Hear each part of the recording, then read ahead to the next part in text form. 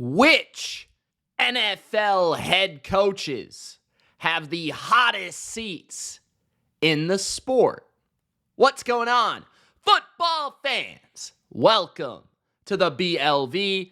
I'm Mitch, and I'm here to rank the top 10 hottest seats in the NFL. That's right. The top 10 coaches that are on the hot seat after week 5, entering week 6 of the 2024 NFL season. If that sounds good, spike the like button and don't forget to subscribe for more NFL rankings and videos just like this. But before I get to my top 10 list, I want to react to the news of Robert Saleh, Bobby Saleh, the former head coach of the New York Jets. What happened? The Jets, right before our eyes, are imploding as we speak. Wow, what a situation. Aaron Rodgers, coach killer. Is it debatable? Coach killer. Hackett keeps his job somehow. The man is the ultimate politician. He should be running for president this year. What? Why is Hackett not on the ballot, bro? Somebody tell me why. This guy's the politician of the year. Get him in.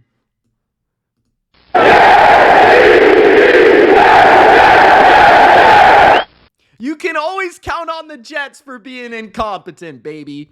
So what we heard today is that former Jets coach Robert Saleh wanted to demote Nathaniel Hackett and give play calling duties to Todd Downing.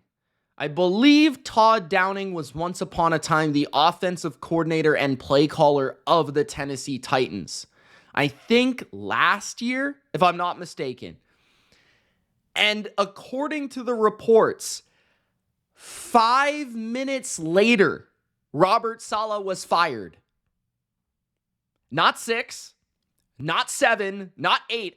5 minutes after this decision, Robert Saleh was fired. I don't know if that's coincidence, but I kind of don't think so. Okay? Robert Saleh was escorted out of the facility by team security and was not allowed to meet with players or inform the team. This is per Pro Football Talk.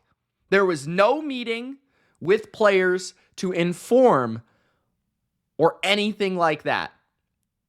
He was in the building for work, and then he was out of the building and out of a job.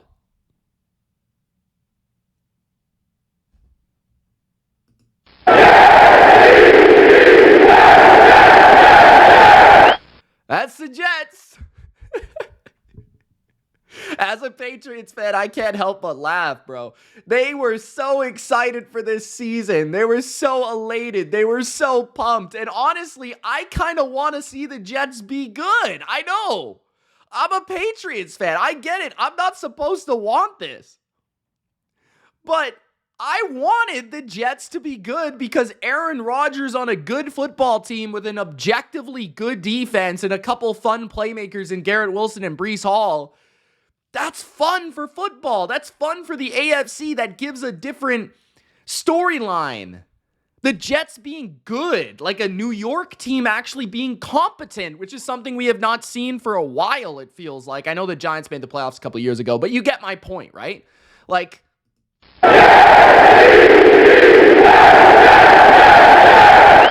bro, I miss Rex Ryan. Let's just throw that out there.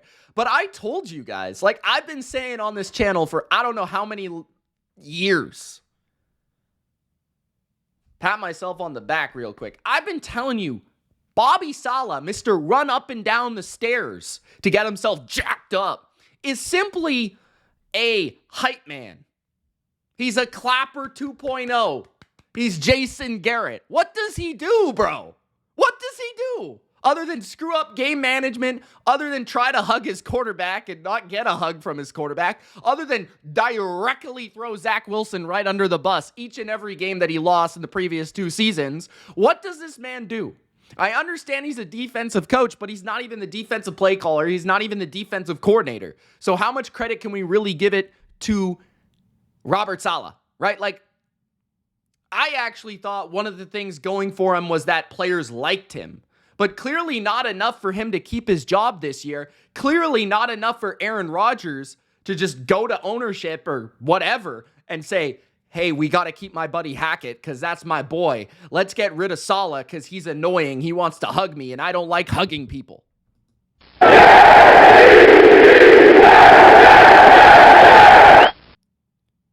So what we've learned is that the Jets' problem is the same problem that they've had for I don't know how many years, my entire life. Their ownership. There's a reason that Bill Belichick didn't want to become their head coach and chose the Patriots, because Robert Kraft was the superior owner.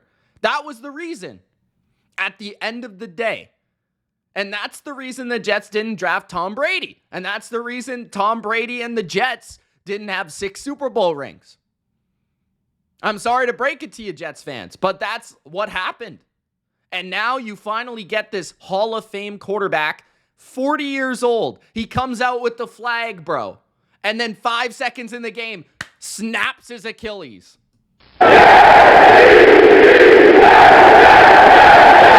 This team is quality comedy. I just don't. Quality comedy. And honestly, like, I feel bad for Saleh because that is an absolutely terrible way to lose your job. You expect to go in and you're like, oh, I'm the head coach. I'm going to stroll in here and I'm going to get set up at my little desk, bro. And I'm going to say, I'm going to get rid of Nathaniel Hackett because he stinks. And I honestly agree with you, Mr. Bobby Saleh. I'm sure when you were running up those steps, bro, or doing your morning workout with The Rock or whatever you were doing, I don't know what you do. You probably were thinking, hey, we need a new offensive play caller. I don't know. I've been saying that for like 2 years. Bro, what are you doing? First of all, you shouldn't have hired Nathaniel Hackett. He's a jabroni, okay? He stinks. He's awful, okay? And then you also, like, every hire you've made been pretty atrocious. I'm not going to lie. You entrusted this Aaron Rodgers fella to be your best boy, your best guy, your best man. And what does he do? He turns around and he stabs you right in the back.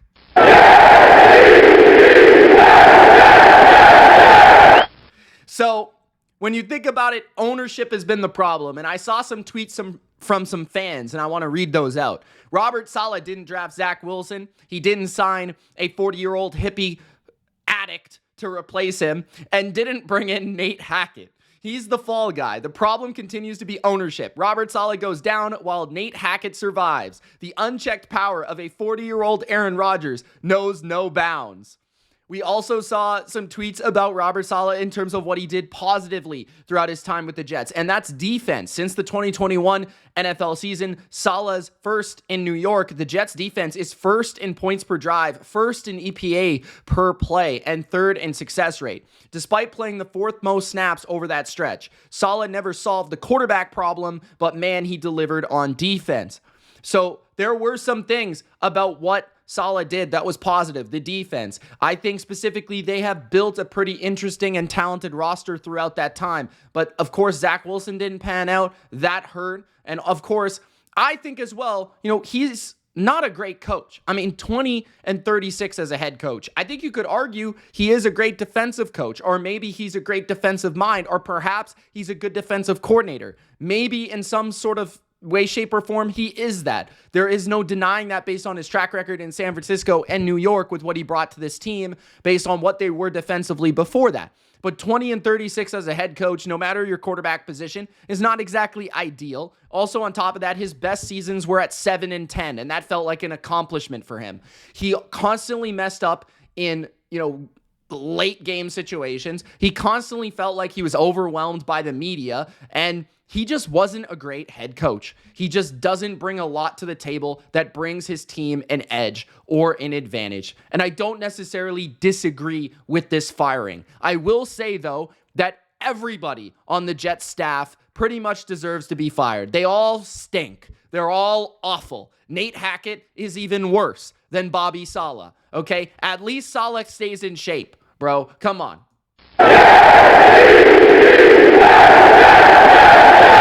So now that you have my thoughts on Robert Saleh and the news there, I don't know what the Jets are going to be moving forward. I don't know how this is going to look with an interim head coach.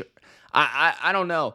I don't know if they're going to bring somebody big time in. I don't know if they're going to try to get a big fish for the rest of the season. Obviously, Aaron Rodgers, that name has pull. I think you gotta call Bill Belichick to see if he would come on board, which I highly doubt he would because he hates the Jets with a passion. I wonder if they would call Mike Vrabel. I wonder who they would call, right? Like, I think Mike Vrabel is involved in the Cleveland coaching department somewhere as some sort of assistant head coach.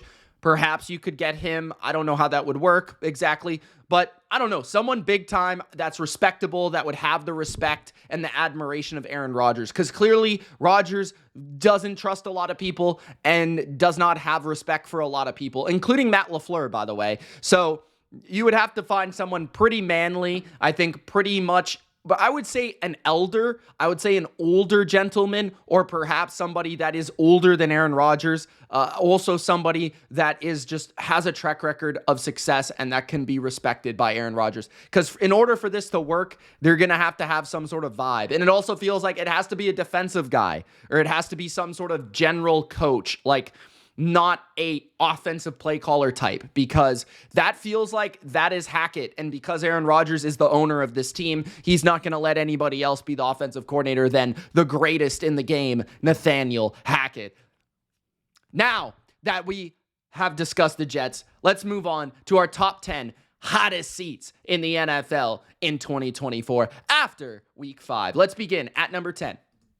With Brian Daboll of the New York Giants. Now, I have Daboll on this list despite honestly not really believing he's on the hot seat all that much, but we've constantly heard that he is on the hot seat, mostly because the Giants were extremely disappointing last season. But a lot of that actually had to do with the fact that Daniel Jones got injured. Like, people forget that their starting quarterback got injured and they were playing an Italian off the street that barely knew how to throw a football for like half the season. So Brian Daboll, he deserves a little bit of slack. He deserves a little bit of credit. He deserves a little bit of room because honestly, like, he made the playoffs with Daniel Jones as his quarterback in 2022 and a pretty lacking talent roster. I mean, you look at the receiving core. Isaiah Hodgins was leading the way. Darius Slayton was leading the way. Yes, Saquon was still there. But who did they really have that year? I mean, they made the playoffs. They won a playoff game, guys. They didn't just make the playoffs. They won a playoff game,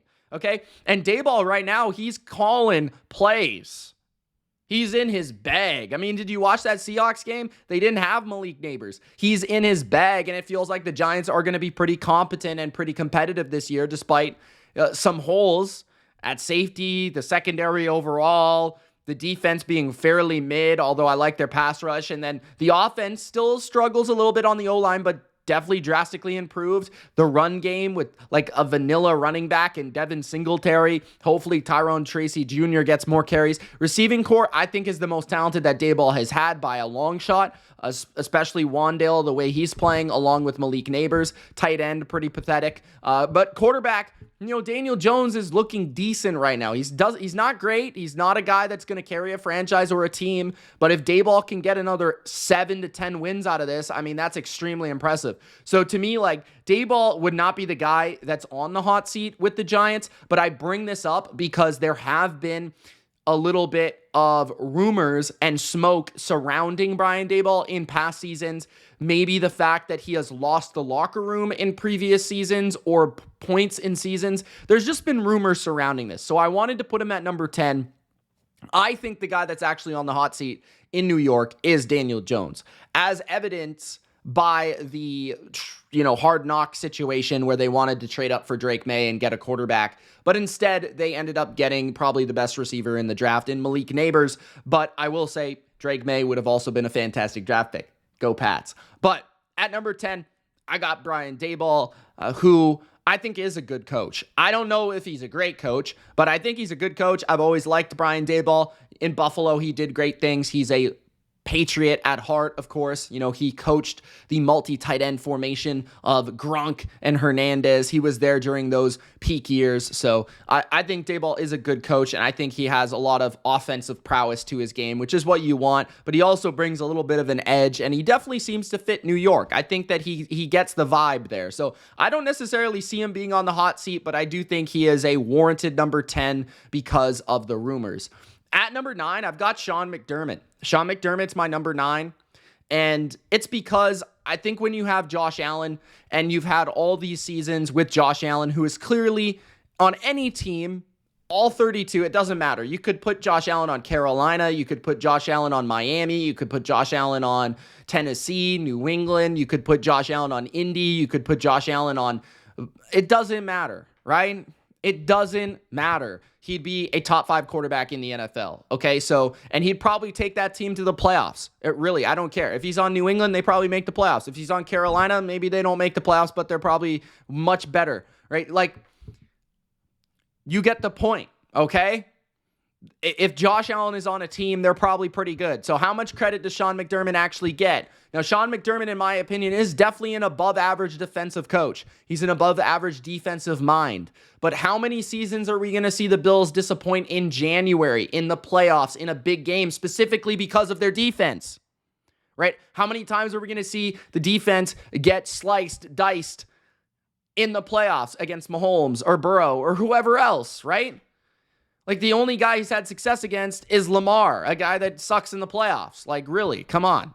So, I mean, would it be crazy for the Bills to think that if this team and Josh Allen loses in the wild card or the divisional round this year, because they're going to make the playoffs. They're going to make the playoffs as long as Josh is healthy and doesn't have some of the head issues. But as long as they make it to the playoffs and they, let's say, leave in the divisional round, it's just going to be another year wasted of Josh Allen's prime, right? So why not bring in an offensive coach? Why not try to get Ben Johnson from the Lions? Like, you could try to get one of those coaches. You've got Josh Allen on your team. Like, any coach is going to want to coach that. Why not go for a different guy? Why not go for Bill Belichick? Like, Bill in Buffalo. The Buffalo Bill. I mean, my goodness, right? You could go for that and try to really go for it, right? And I understand that would have some damage with the front office in terms of, because I think they really like Bean as their general manager. I think overall he's a pretty solid general manager. But honestly, in recent years, I would say that he hasn't been amazing.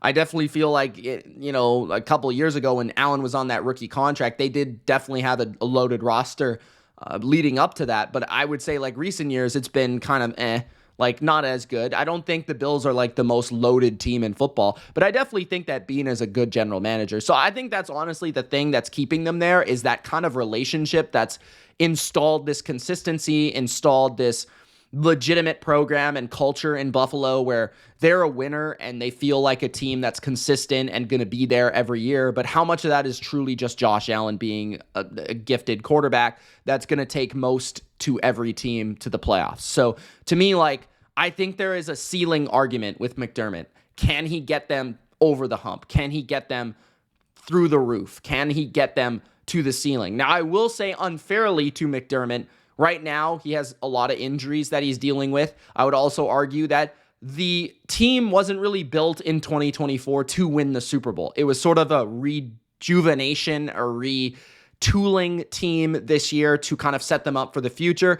But if they do go out there and they do make some sort of big trade, let's say for Devontae Adams or Amari Cooper or Deontay Johnson or some sort of receiver that maybe helps one of the areas of weakness, that could maybe put them in the conversation of a true AFC contender, given the conference and given there's not a lot of good teams. So, like, if Buffalo did have another receiver or something like that, would that put them in, like, wow, this team could win it or this team could win it, and Buffalo would be in that conversation? And if McDermott weren't able to get them over the hump, I think you would have to consider, if Bill Belichick's sitting out there and Mike Vrabel's sitting out there and, Ben Johnson, a guy that a lot of people like as a future great head coach or offensive-minded guy in an offensive league. If you could go out there and get that type of guy for Josh Allen, I mean, you might want to try it, just given that we've seen McDermott. Has McDermott hit the ceiling? Like, perhaps he has. So at number 9, Sean McDermott. At number 8, Jonathan Gannon. This one's tricky and weird to me because Gannon, like, I don't think he's a great coach. I don't think he's a bad coach. I don't really know what to think about Jonathan Gannon because he's a defensive coach that doesn't have any defensive talent on his team, and his defenses largely have not played well in Arizona, like statistically, production-wise. I actually don't mind how they look on a weekly basis. I don't mind how they play on a weekly basis. I don't think schematically they're that bad. I just feel like they don't have talent.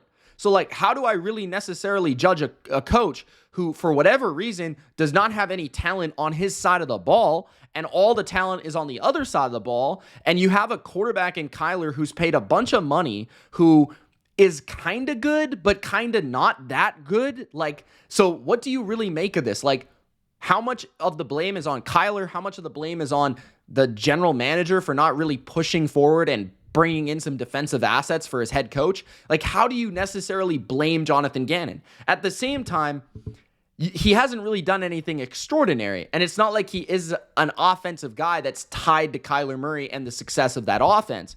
So it is a very awkward thing with Jonathan Gannon, in my opinion, because he hasn't won a lot of games. He's currently 2-3. I don't necessarily think they're going to be a great team by the end of the year. I think they're probably going to win like 7 games. That's kind of the vibe they're giving off. Like, so if they win like 6 or 7 games, it is an improvement, but like, how much longer are you going to see if Gannon is good? Like, it's almost like one of those situations with a quarterback that's young that you don't really know if he's good or not because he doesn't have great weapons around him or whatever. Like, that's what Gannon feels like to me. So I don't really know what to think with this guy.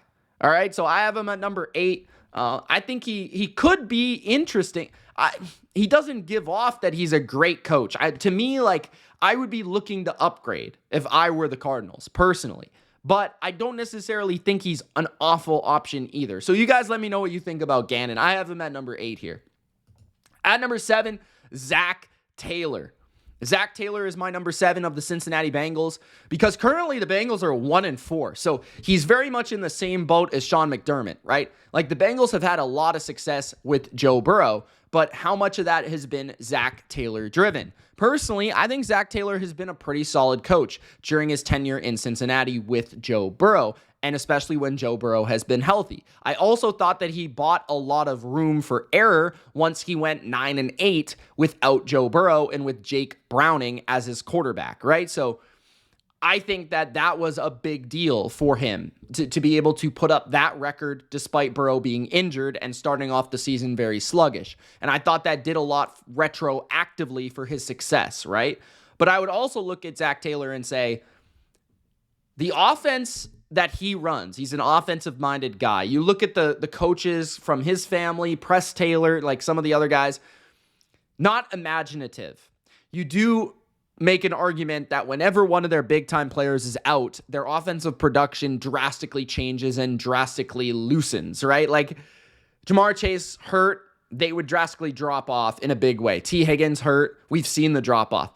Joe Burrow hurt, obviously he's a quarterback, so that's a little bit different. But I would just say that the offense is not one that is revolutionizing football. It's not one that is imaginative to the point where you're looking at it and you're studying it every week and you're like, my goodness, they just ran another slant to Jamar Chase. Wow, they ran a fade to T. Higgins. Like, it's nothing too special. Now, how much of that is Joe Burrow in the way that he wants to play quarterback, right? How much of that is Zach Taylor playing into the influence of his quarterback and understanding the skill set of his quarterback and his players and kind of playing towards that and playing into that? That could also be a major factor. So it's hard to really strip him of that characteristic of being a good player coach and understanding his personnel really well. So that's also a factor here. On top of that, the defense has been pretty disastrous the last 2 years.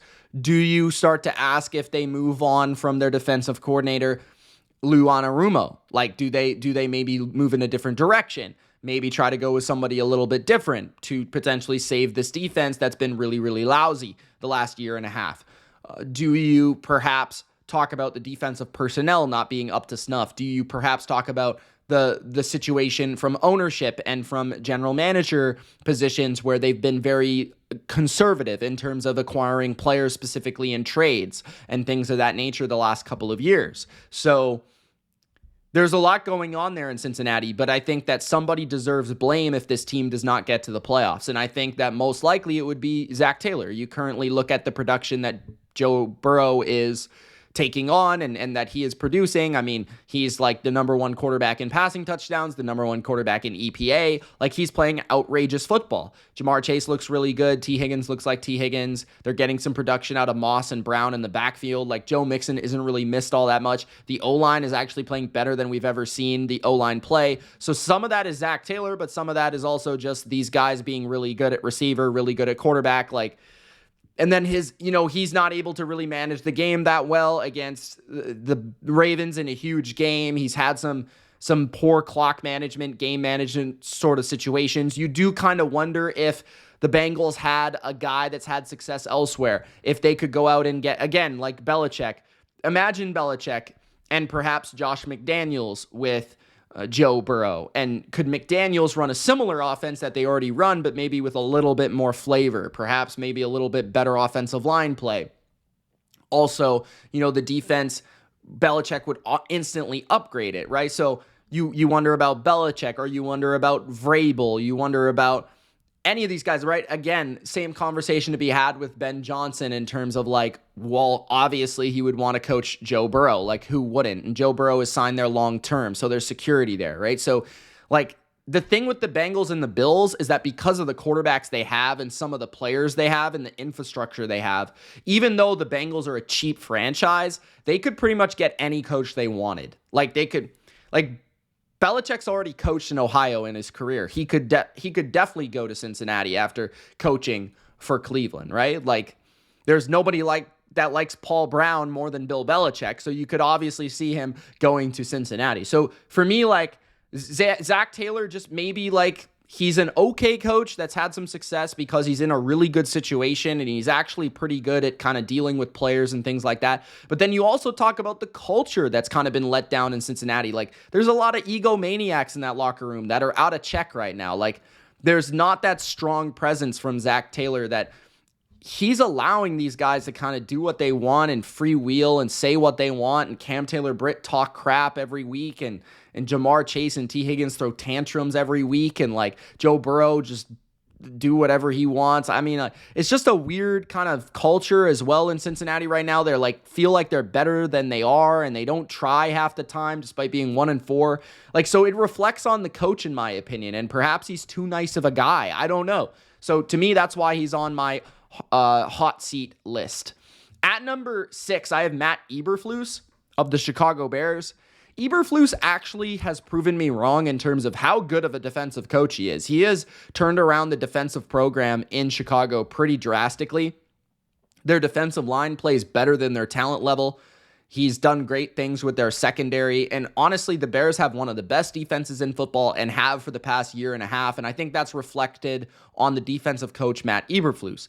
On top of that, they play hard every week. They seem to tackle really well. They seem to play physical football. And they seem to play a brand of ball that is good in Chicago. And I think he also has a pretty good relationship with the general manager, Ryan Pace, I believe. And or not Ryan Pace. Was that the previous general manager? Was it Poles now, I think, from Kansas City? I don't know. I'm getting my general managers and years messed up. But regardless, the general manager there, I think it's Poles now. But anyways, Matt Eberflus. The problem with him is that he's a defensive coach. The problem is not that he's not a good defensive coach. He is a good defensive coach. But the problem is that he is a defensive coach because Caleb Williams is a quarterback. Caleb Williams is the chosen one. Caleb Williams is the first overall pick. Caleb Williams, they brought him all these receivers, right? The GM can simply say, we did all this for the team, and you weren't able to maximize it and help Caleb get to his best, most ideal level of production. Look at what Jaden Daniels is doing in Washington, right? So they could easily, if let's say Chicago goes 7-10, 8-9, right?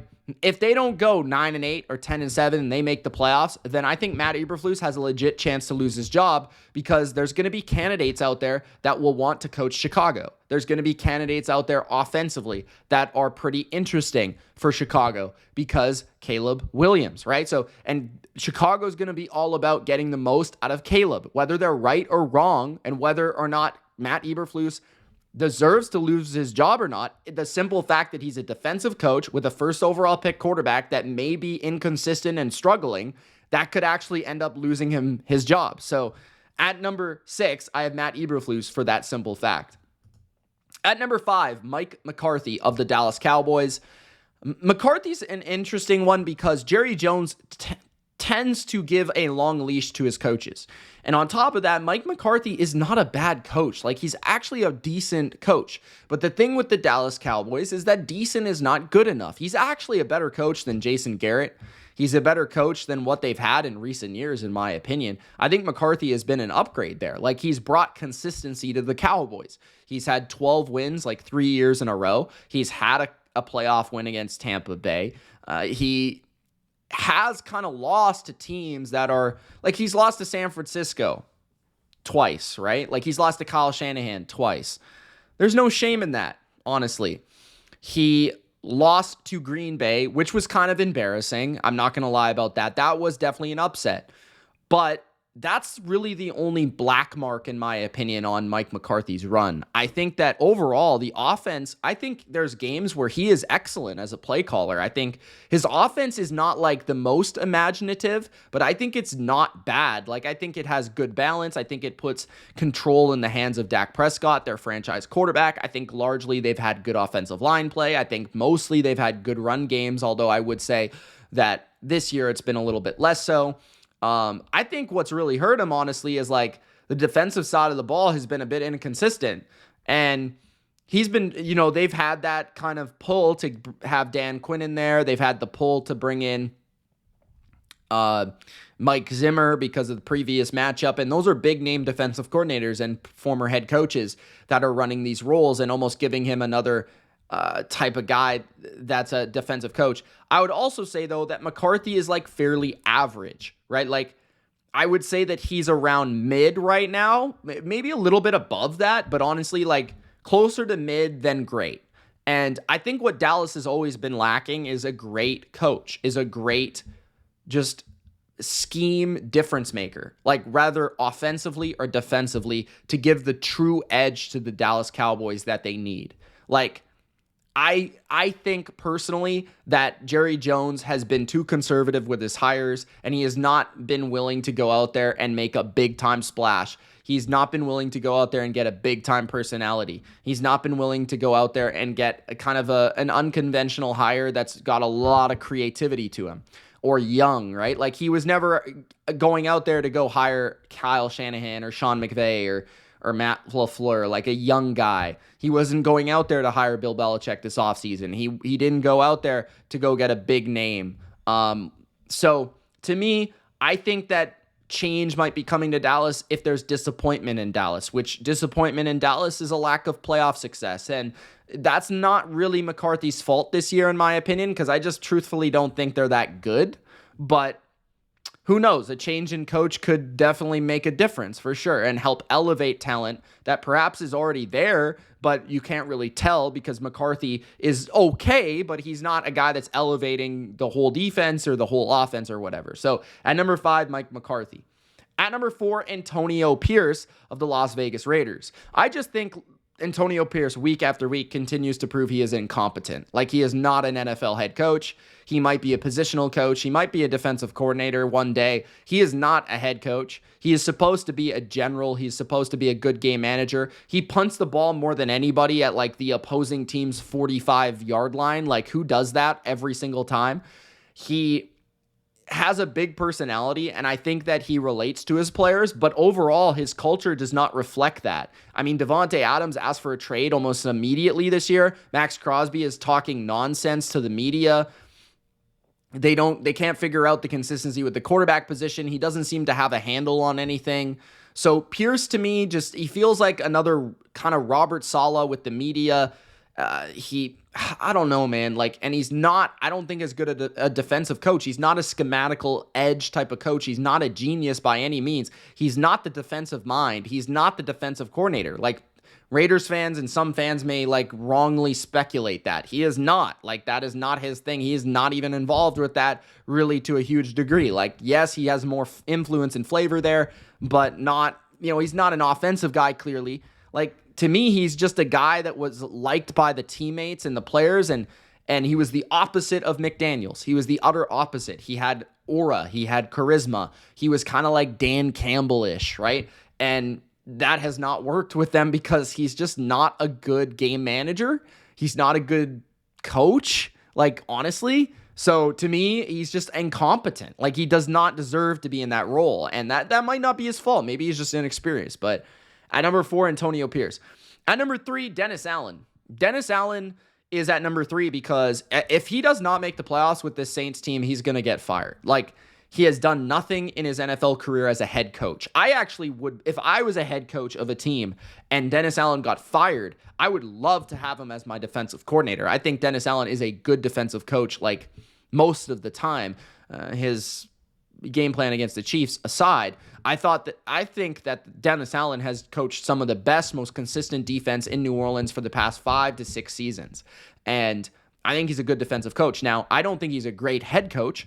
I think he has been drastically helped this season by Clint Kubiak on the offensive side. And honestly, if I was the Saints, I'd strongly think about just elevating Clint Kubiak to head coach for future seasons, perhaps. I don't know.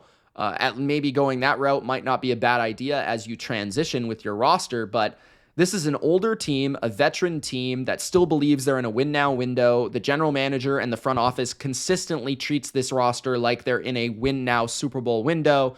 Ever since Drew Brees retired, you would have thought they would go rebuild, but they have not. They've tried to stay consistently successful. They've tried to be winning, and they've just been average at best. And with Derek Carr getting injured, no fault of Dennis Allen, this is going to put a lot of pressure on him now. So I just think simply, if this is the third best team in this NFC South this year, he's probably going to get fired because we've seen enough lack of success from him as a head coach that it doesn't warrant him sticking around. It doesn't make a lot of sense for him to stay. At number 2, Nick Sirianni. Nick Sirianni, you guys know how I feel. I think he's an absolute jackass jabroni. I think that he is the most irritating piece of monkey crap I have ever seen at the coach position. I think that he is a clown. I do. I don't know what he does. Do you guys know what he does? I really don't know what he does.